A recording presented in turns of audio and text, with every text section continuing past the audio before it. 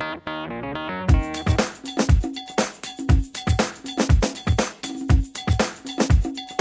everybody, it's Tamika and welcome to another episode of Friday Favorites. And today's Friday favorite is super cool. I am so excited to share this with you guys. My birthday just passed, and well, not just passed in like August.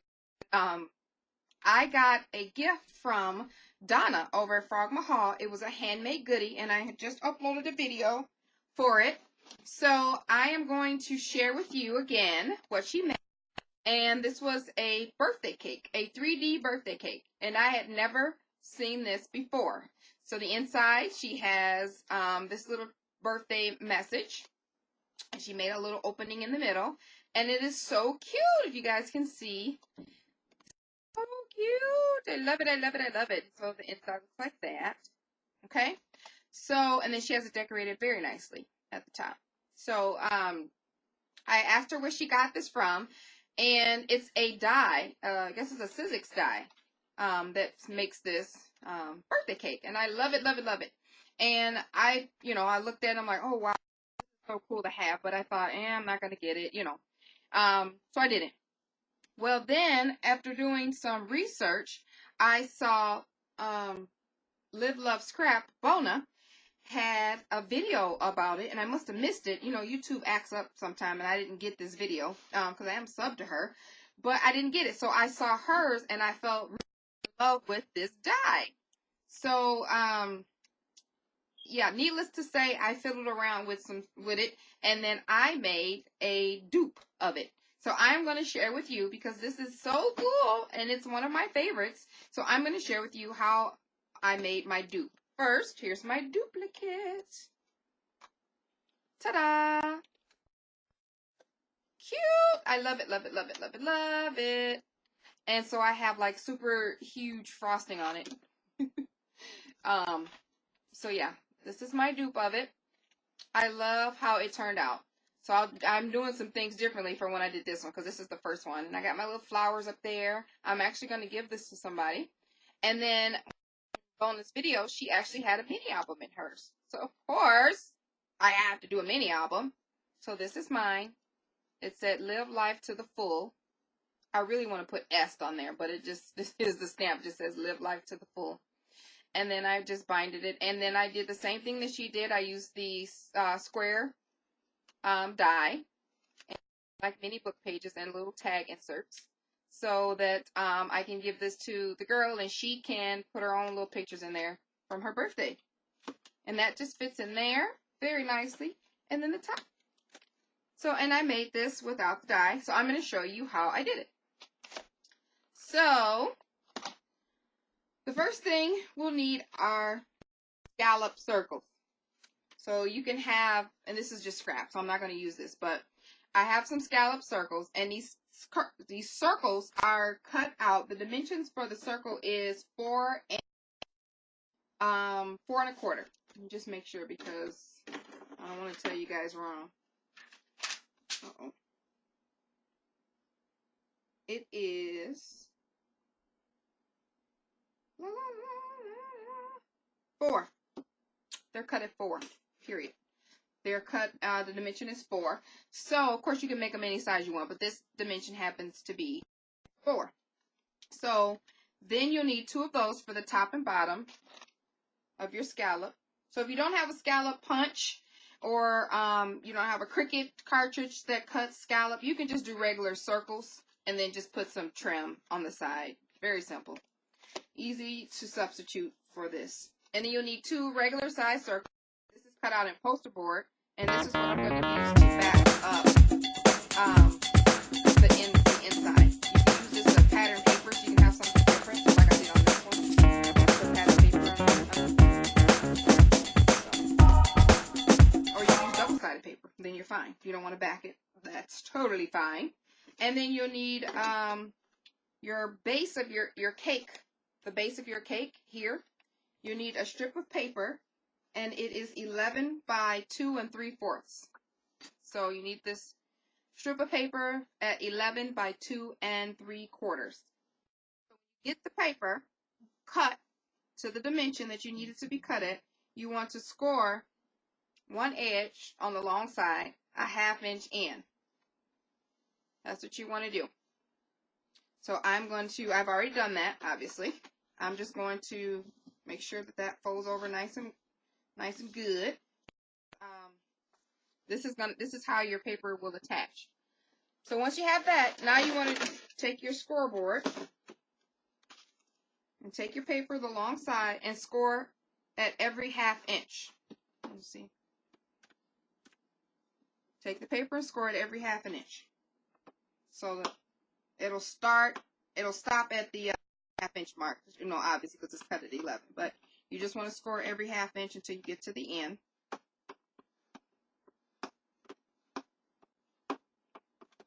And this really does not take a long time. You make one of these in a hot second when you find out you need a birthday card. And it's something different. Okay, so once that is done, you just want to fold your score lines over.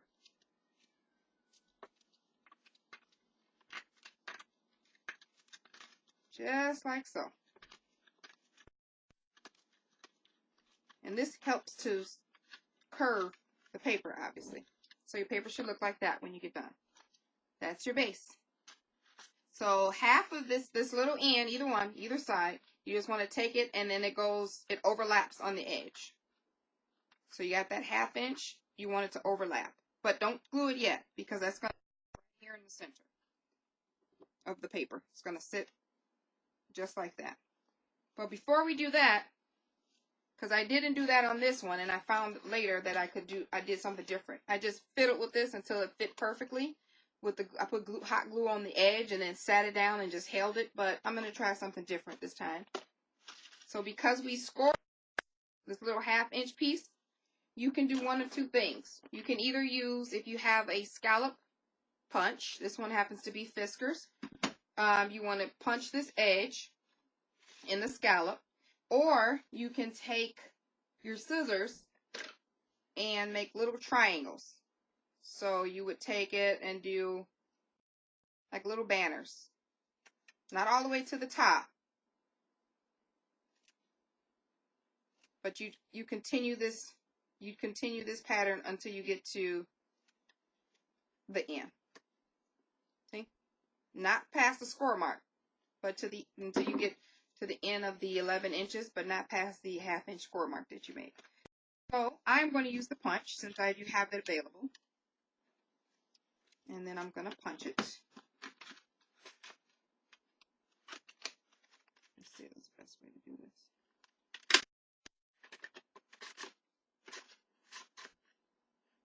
Alright, there we go.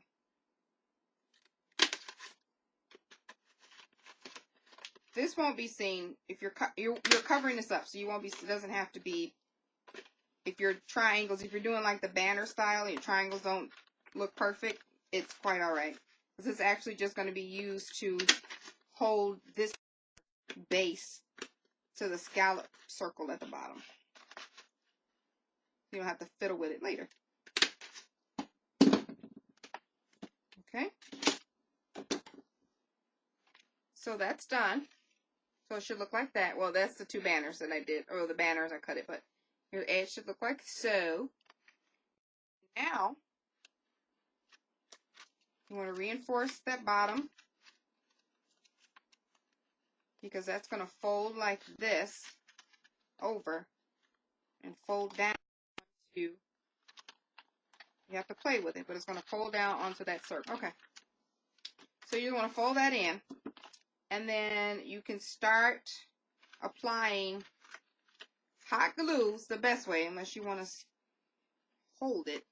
You can start applying your hot glue to the bottom of these. So I'm just going to apply my hot glue.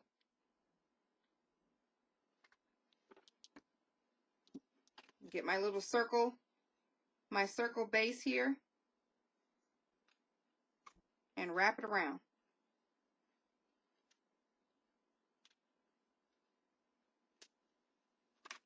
Well, my glue isn't hot enough, I guess. I'm just going to keep doing this around the edge.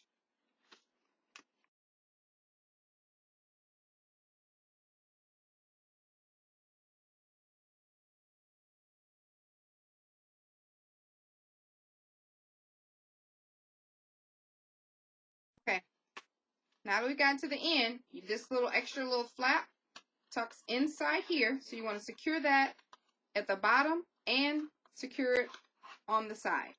So what I'm going to do, first secure it at the bottom, so I can get into there really good. And hold that down. And then I'm just going to take some hot glue. And secure that like so. So there we have it. That's a much better fit than trying to put hot glue on this skinny edge and hot gluing it down. So now, if you want, you can cut another circle, and then hot glue that down to the center for more stability. That way you don't even see the scallops ends, and you can use pattern paper for that if you want. So the next thing is just super simple now. You just want to take your hot glue on your base, put it right on top of your scallop circle, center that nicely.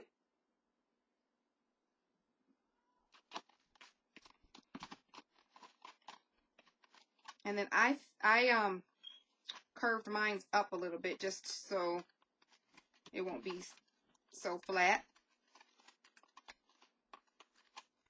Make it sit like it's frosting.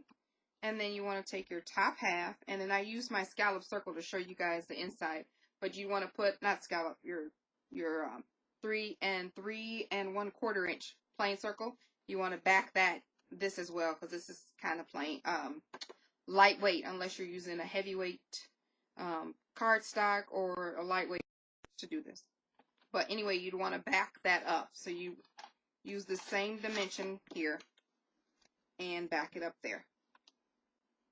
I'll actually do that right now. Right there. And this would be the spot if you want to put your pattern paper on. I don't know if you can see that. There. Back that up a little bit heavier. And then I just folded this around. You can distress it or crinkle it or leave it as you wish. It's up to you. But there's your lid. There's your birthday cake. So at this point, you just want to add your flowers or whatever it is you want to put on top. Some pearls on the side, some like I did here. I added some flowers. I added pearls to, I skipped a couple of spaces and added some pearls on the side. I put some trim down here to just resemble some chocolate frosting. So cute. I love it. And then you want to add your flowers to the top. So anyway, so here's your box. You can use, I used poster board for the inner lining. You can use poster board because for the cake base too, because it's pretty, you can score that pretty easily. So anyway, it'd be a nice little birthday treat to give somebody a 3D birthday cake. I hope you guys found this as exciting as I did, and thank you for coming to this episode of Friday Favorites. Bye.